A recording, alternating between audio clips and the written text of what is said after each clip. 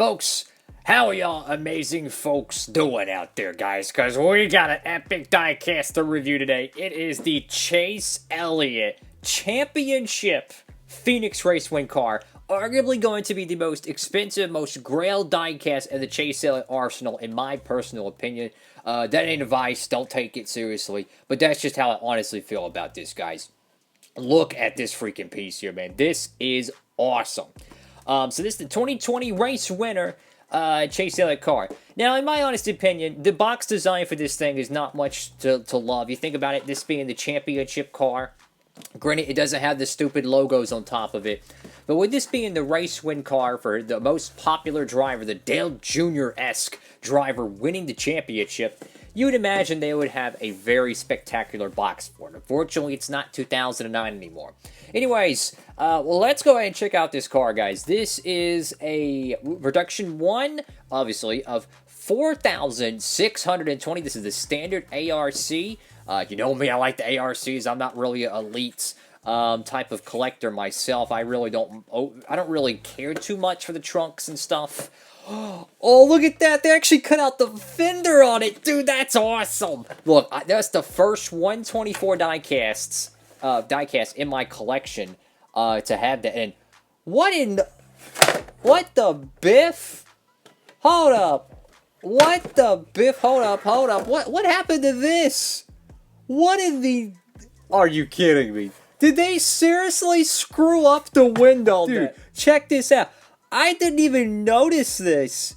You mean to tell me you make 4,000 of these freaking cars of the most popular driver and you're going to screw up the window net? For those who don't know, this window net, I believe, is supposed to come over this bar here. So you know what that means? I'm going to have to open this freaking car up and nickel and dime it to try to fix it. You got to be kidding me. Well, we're kicking this review off with a bang. So, you know, if there was an excuse to tear the window net and just leave it hanging down, maybe this is God just telling me to do so. I'm going to go ahead and get this thing off of the base real freaking quick. Wow. That is no bueno. Alrighty, folks, so here we go. We got our interesting window net 124 scale diecast here. But you know what? I guess if you make 4,000 of these things, you know, it's kind of like a blind squirrel. Every now and then you're going to find a nut. I guess we got the nut today. So anyways, this is the championship car, guys. The only time... Oh, they actually put damage on the rear tire. Oh, that is so cool. Dude, this car is so cool. Look.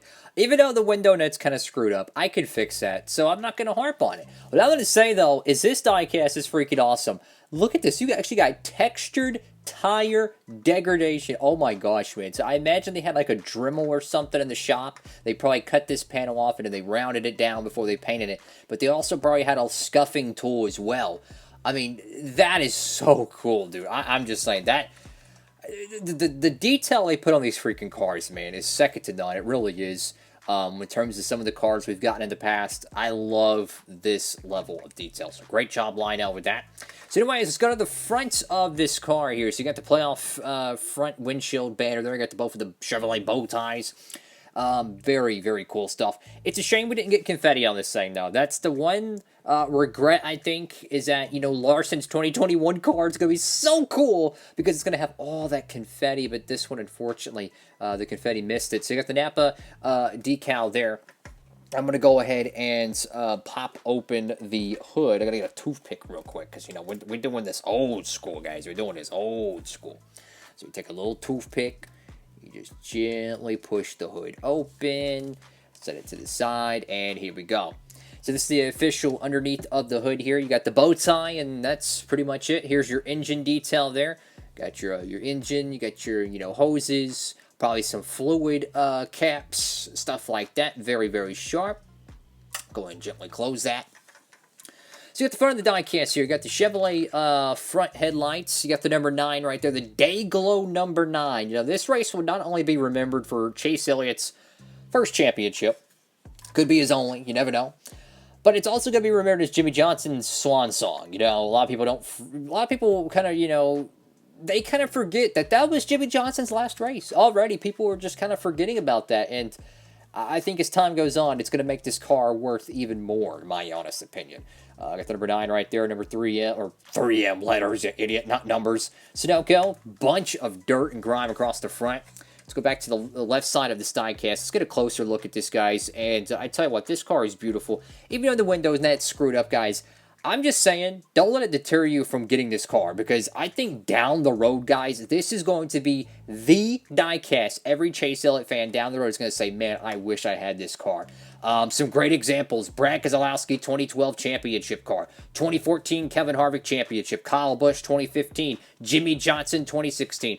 Good luck getting those cars. Just to give a little bit of comparison, now I'm not saying this is going to be anywhere near that, but I'm just saying those cars I just mentioned, the 2014 Harvick, 15 Kyle Busch, and 16 Jimmy Johnson, each one of those I have seen sold for over $300. So that's what I'm saying, guys. If you're a Chase Elliott collector, order this car today. Do not wait, because years from now, you may not be able to get it nowhere near that price.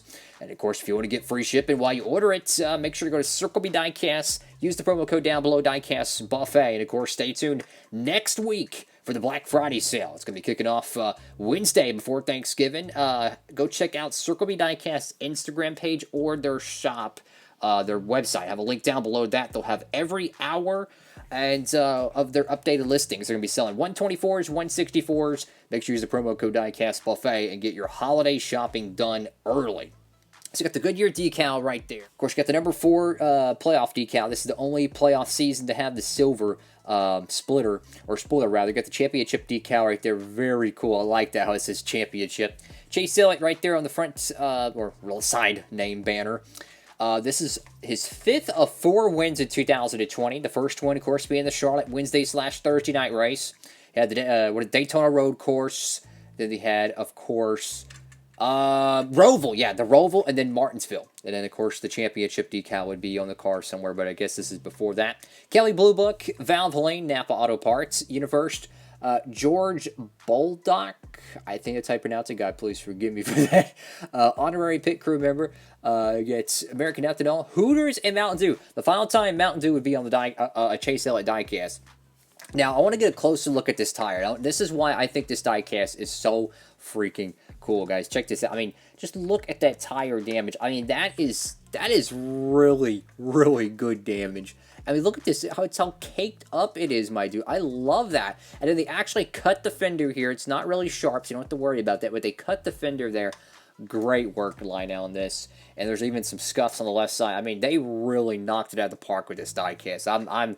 I'm thoroughly impressed. I really am. Even though the window net's a little goofy, I can easily fix this with a little bit of glue. No biggie.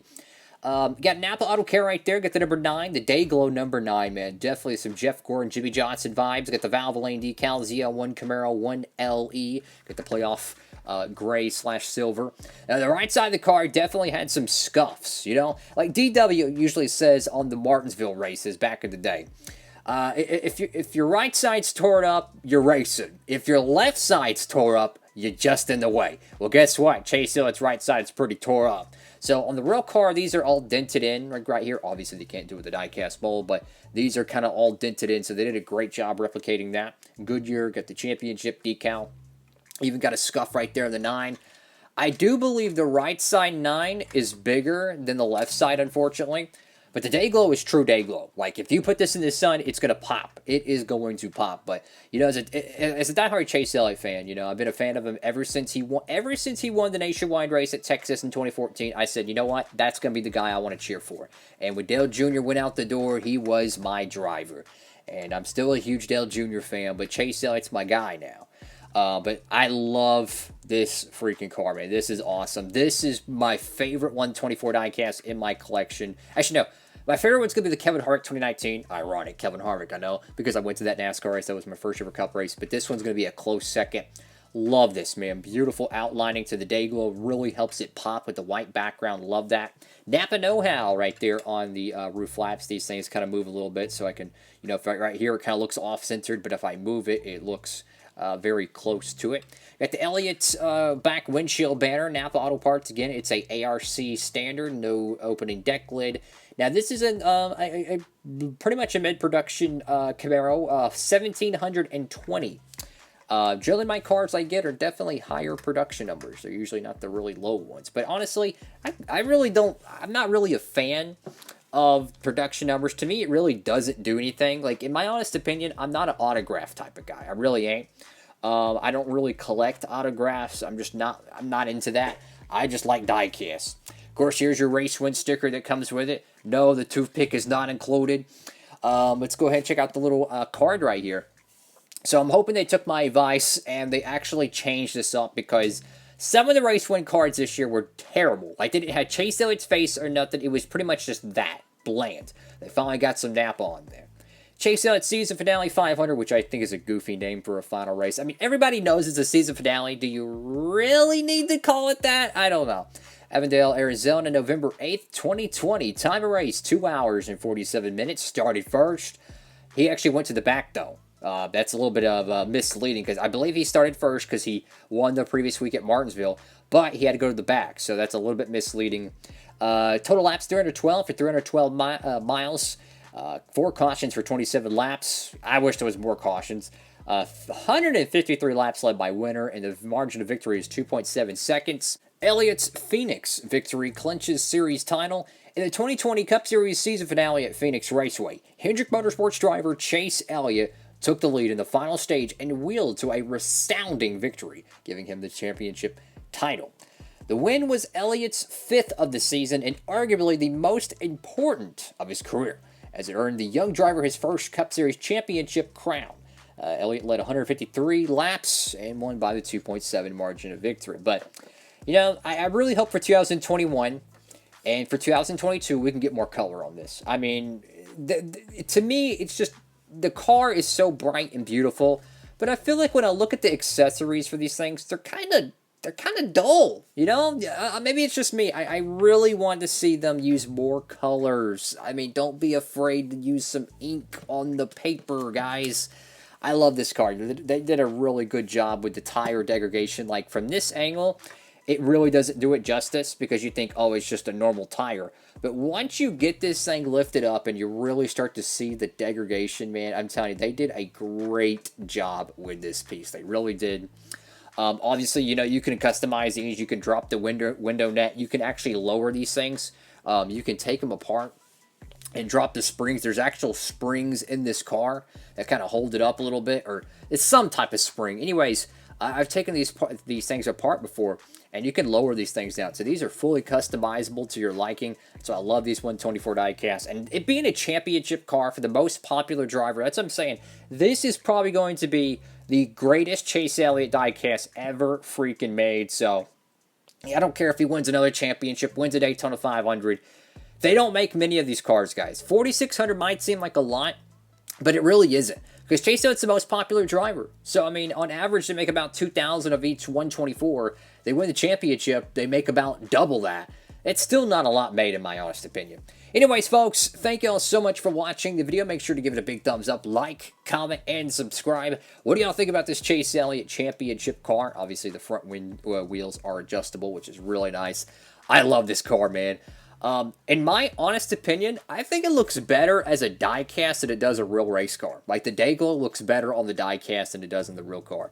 I was not a fan of the day glow at first, but I think it looks really cool for a championship tribute. I don't want to see it every week, but I love seeing it as a tribute to Jimmie Johnson, the great 7-time champion, as he witnessed a resounding new era of Hendrick Motorsports dominance, as Larson would back it up in 2021, which, if you want to go pre-order that, guys, make sure to do so. If you think this car is cool, the Kyle Larson was probably going to be 10 times better, in all honesty. And this is coming from a Chase Elliott fan over a Larson fan. I love Larson too, don't get me wrong. But the whole backside of the car is completely blown out.